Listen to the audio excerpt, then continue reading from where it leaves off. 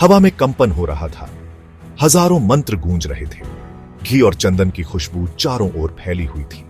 प्रजापति दक्ष एक भव्य यज्ञ कर रहे थे। हर जगह से राजा और देवता इकट्ठा हुए थे। उनकी चमक सूरज को भी मात दे रही थी। दक्ष घमंड से फूले हुए अपने शानदार यज्ञ का जायजा ले रहे थे। यह युगों युगों तक याद रखा जाने वाला समारोह था। आहुतियां अग्नि में चटक रही थी। लपटें ऊंची उठ रही थी, मानो स्वर्ग तक पहुंचने की कोशिश कर रही हो। दक्ष मुस्कुराए। उनका यज्ञ देवताओं को प्रसन्न कर रहा था। वे खुद को अजेय, शक्तिशाली महसूस कर रहे थे। लेकिन इस भव्यता के बीच एक साया छिपा था। एक महत्वपूर्ण निमंत्रण गायब था। उनकी बेटी सती सभा के किनारे पर खड़ी थी। उसकी आंखें भीड़ में किसी को ढूंढ रही थी। उसका दिल एक अनहोनी के आभास से भारी था। उसका प्रिय शिव कहां था? उसे अपने पिता के भव्य यज्ञ में क्यों नहीं बुलाया गया था? फुसफुसाहटें भीड़ में जहरीले सांपों की तरह रेंग रही थीं। शिव, तपस्वी, संहारक, सृजन के इस उत्सव में स्वागत नहीं था। दक्ष ने उन्हें अयोग्य समझा था।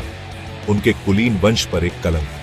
हर फुसफुसाहट के साथ सती का दिल जल रहा था। उसके पिता ने उसके पति का इतना अपमान कैसे किया? क्या शिव स्वयं ब्रह्मांड के अवतार नहीं थे? क्या वह सृजन और विनाश दोनों के स्रोत नहीं थे? उसके पिता का अहंकार उन्हें अंधा कर गया था। शिव की सच्चाई से, उनके प्यार की गहराई से अंधा कर गया था। उसकी पीड़ा बढ़ती गई। उसके दिल में एक तूफान उठ रहा था। सती अब अपमान सहन करने में असमर्थ अपने पिता के पास गई। पिता, उसने कहा। उसकी आवाज कांप रही थी। मेरे प्रभु, शिव को इस भव्य यज्ञ में क्यों नहीं बुलाया गया? दक्ष का चेहरा गुस्से से विकृत हो गया। उसने उपहास किया।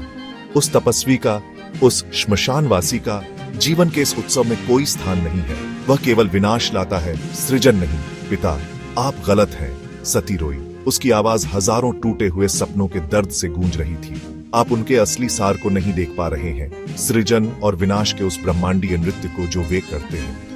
उसकी विनती बहरे कानों पर पड़ी। दक्ष अपने अहंकार से अंधा शिव के मूल्य को स्वीकार करने से इनकार कर दिया। अपमान हो चुका था। दुख का बीज बोया जा चुका था। भाग 4। दुहक की लपटें। सती से अब और बर्दाश्त नहीं हुआ। उसके पिता के अहंकार ने उस हवा को ही जहरीला बना दिया था जिसमें वो सांस ले रही थी। उसका दिल असहनीय दर्द से, चोट और विश्वासघात की आग से तड़प रहा था। उसने अपनी आंखें बंद कर लीं और ध्यान केंद्रित किया। वह खुद को अग्नि को अर्पित कर देगी।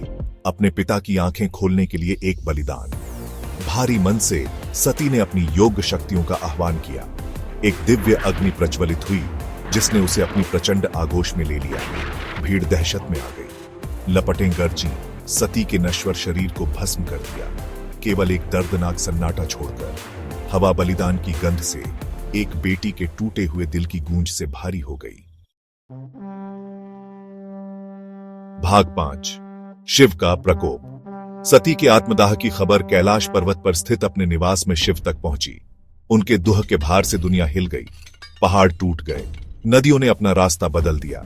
शिव के दुह की कच्ची शक्ति के आगे ब्रह्मांड कांप उठा। उनकी पीड़ा की दहाड़ तीनों लोकों में गूंज उठी। दर्द और क्रोध का एक संगीत। उन्होंने अपनी प्यारी सती को खो दिया था, अपना दूसरा आधा, अपने अस्तित्व का कारण। और यह दक्ष का अहंकार, उसकी अंधी नफरत थी जिसने उसे इस तरह के भाग्य के लिए प्रेरित किया था। शिव अपना बदला लेंगे। वह दक्ष और उसके यज्ञ पर अपना प्रकोप अनलीस्ट करेंगे। ब्रह्मांड आने वाले तूफान के लिए खुद को तैयार कर रहा था।